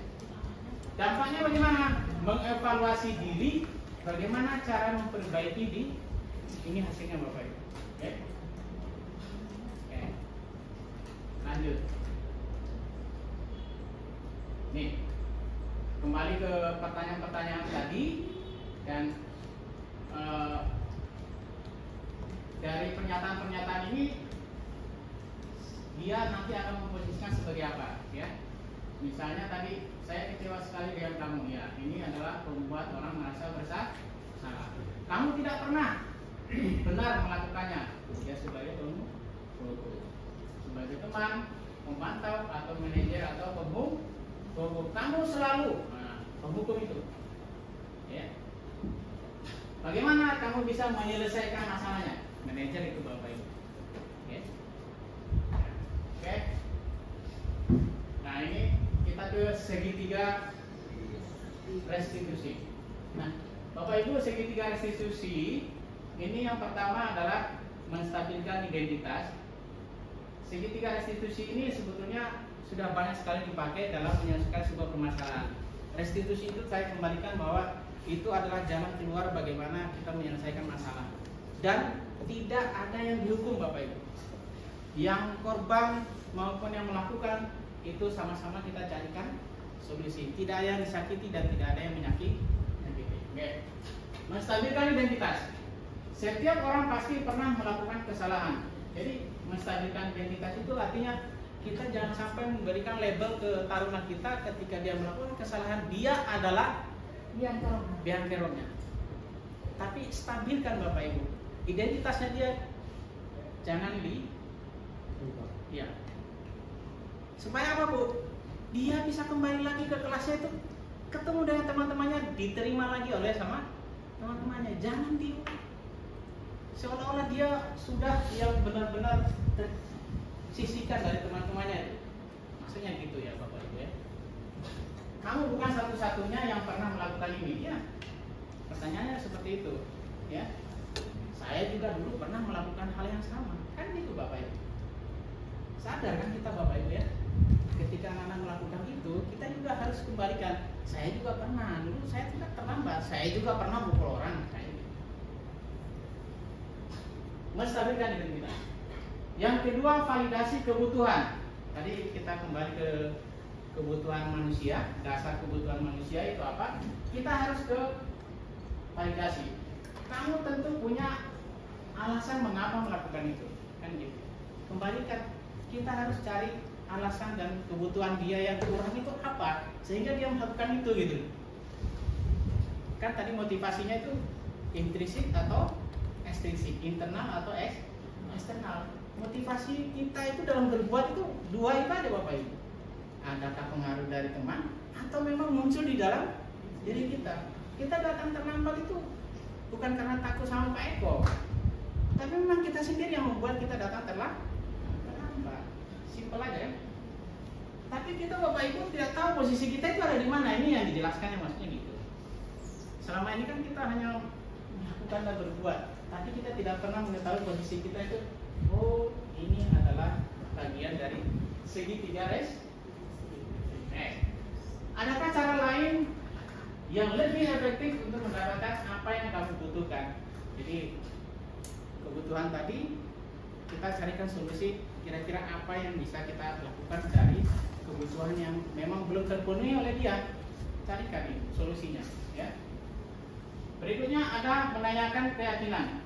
Nah, kembali lagi Bapak Ibu, kita kembali ke keyakinan ke kelas yang sudah kita sepakati bersama Bapak Ibu tadi, ya. Baik oleh guru masing-masing ataupun wali kelas. Nilai apa yang telah kita sepakati, kembalikan Bapak Ibu ke sini. Ketika anak kita sudah melakukan kesalahan, kembalikan ke keyakinan ke kelas supaya dia kembali lagi. Oh iya, ini salah. Mohon maaf Pak, saya sudah melakukan kesalahan.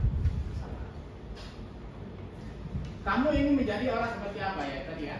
Keyakinan kelas itu kan biasanya ketika kita berkomunikasi itu terinspirasi oleh saya maunya seperti Pak Tris gitu. Dia KKM yang bagus gitu.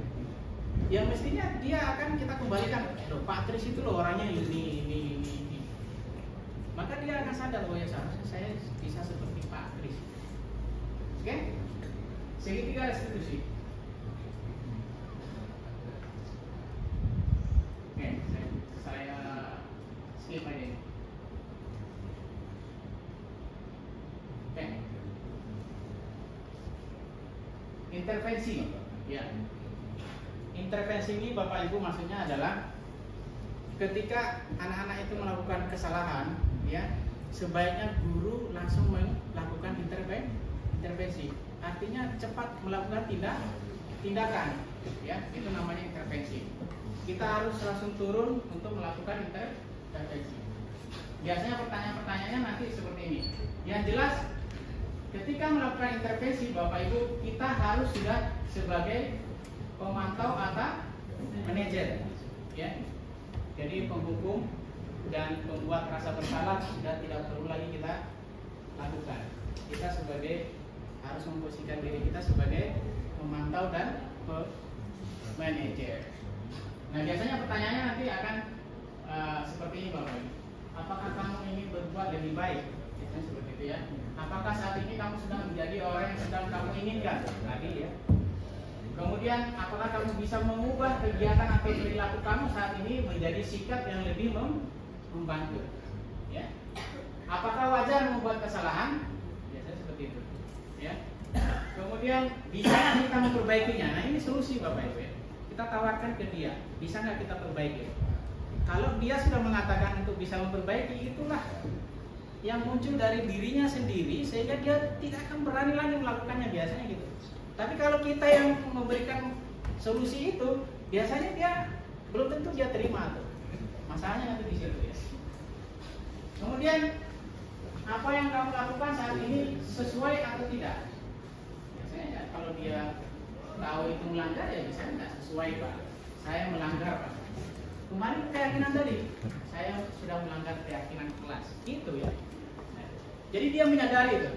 Kapan kamu siap untuk mulai? Kalau mau memperbaikinya, peraturannya apa? Seperti kamu punya masalah, saya bisa bantu apa? Nah, kita carikan solusi. Restitusi itu menjembatani antara guru dengan taruna pada saat mereka melakukan kesalahan. Jadi jangan dihindari itu anak-anak itu. Ya. Saat ini kamu harus berbuat apa? Apa yang bisa saya bantu agar kamu bisa melakukannya? Apakah bisa bantu kamu agar dapat segera dimulai? Apakah tugas kamu saat ini? Ya. Apa yang kamu inginkan? Peraturannya apa? Ya. Jadi diajak Bapak Ibu, ya, peserta didik kita atau anak kita itu supaya mereka sendiri yang punya dan bisa memutuskan itu, sehingga dia tidak akan berani lagi tuh, biasanya gitu. Ya. Biasanya siapa yang membuat peraturan, dia yang menegakkannya tuh, biasanya gitu, ya. Nah. Oke. Cukup. Sekian dan terima kasih. Jadi Bapak Ibu, demikian yang bisa kami sampaikan kaitan dengan budaya positif. Mudah-mudahan kita bisa mengambil nilai-nilai yang adanya dalam materi ini, nanti kita bisa terapkan ke sekolah kita, ya, anak kita, sehingga nanti bisa tercipta budaya positif yang sifatnya panjang, bukan lagi yang bersifat pendek, dan tidak ada lagi yang tersakiti atau yang menyakiti di dalam proses pola pendidikan kita itu, ya. Nah, peraturan-peraturan yang sudah kita buat Bapak Ibu kita boleh kaji, kemudian kita boleh masukkan di kelas. Ya, kita boleh masukkan di kelas dan kita tawarkan, kita harus buat komitmen dengan peserta didik kita supaya budaya positif itu bisa tercipta tanpa harus melakukan hal-hal kegiatan-kegiatan taruna yang di luar dari kontrol kita, itu bisa terus terjadi. Mudah-mudahan ini bisa kita minimalisir kegiatan-kegiatan yang sifatnya bisa memberi dampak negatif pada sekolah-sekolah kita. Saya yakin bahwa dengan animo-animo setiap tahunnya kita terima taruna-taruna itu, animonya perspektifnya sekolah kita itu hilang negatifnya, memasukkan tujuan kita di dalam materi budaya positif. Terima kasih Bapak Ibu atas perhatiannya. Dari saya akhiri. Assalamualaikum warahmatullahi wabarakatuh. Salam. Baik Bapak Ibu, terima kasih atas waktunya untuk menghadiri kami dalam diseminasi budaya positif di sekolah.